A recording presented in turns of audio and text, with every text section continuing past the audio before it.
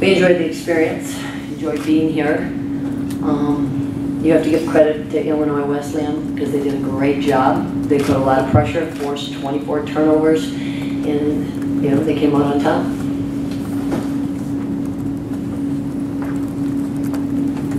Coach, what particularly with their pressure did they do that in your mind caused you the most trouble to adjust and just kind of really let the pace obviously get to what they wanted, kind of a frantic, constant movement style? And again, we've been in a situation where we've usually been able to emulate and practice what we're going to see. We've got a very deep team.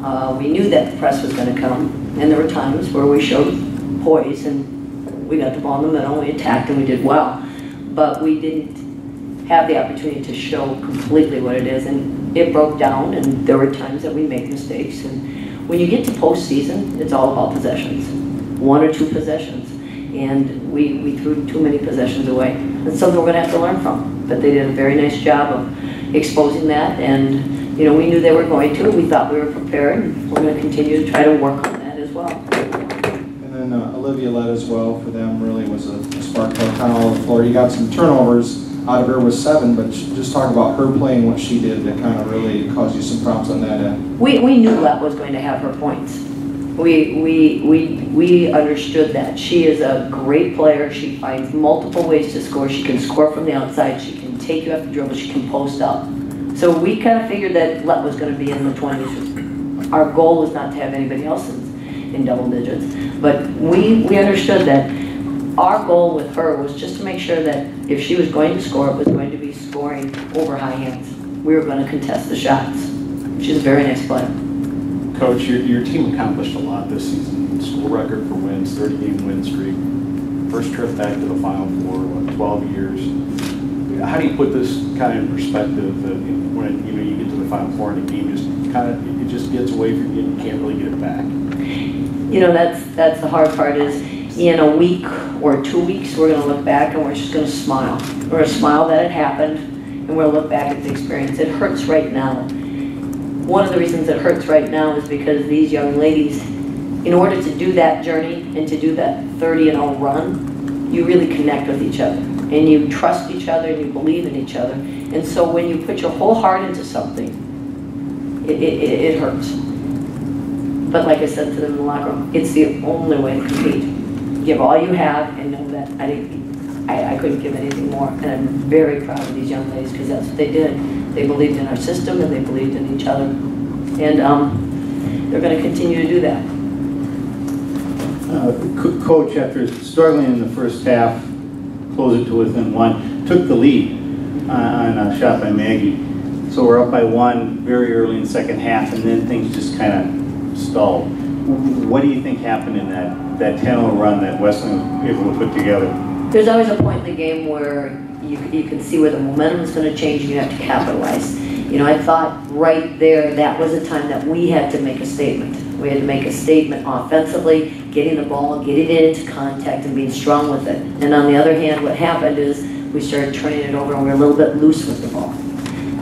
At that point as well, defensively, we needed to bear down.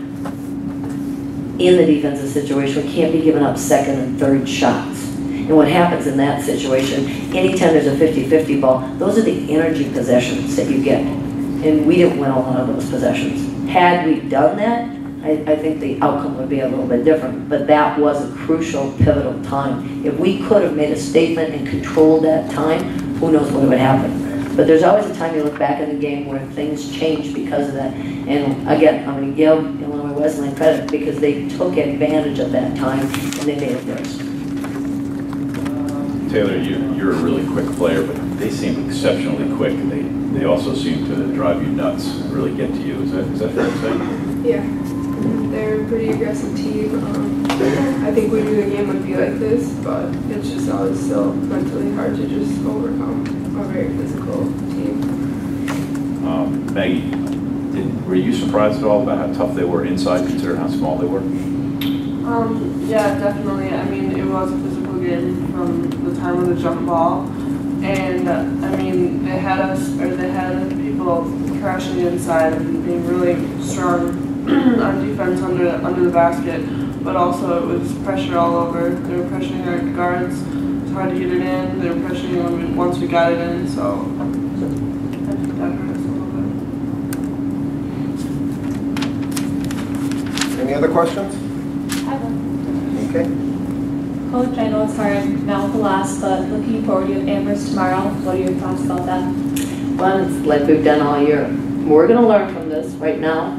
It hurts a little bit to learn, but we're going to watch and we're going to learn. If there's one thing that you can see, St. Thomas women's basketball is ready, and we're ready to make a statement here. These two young ladies right next to me are going to be amazing, and they're going to remember this, and they're going to use this to empower them even more.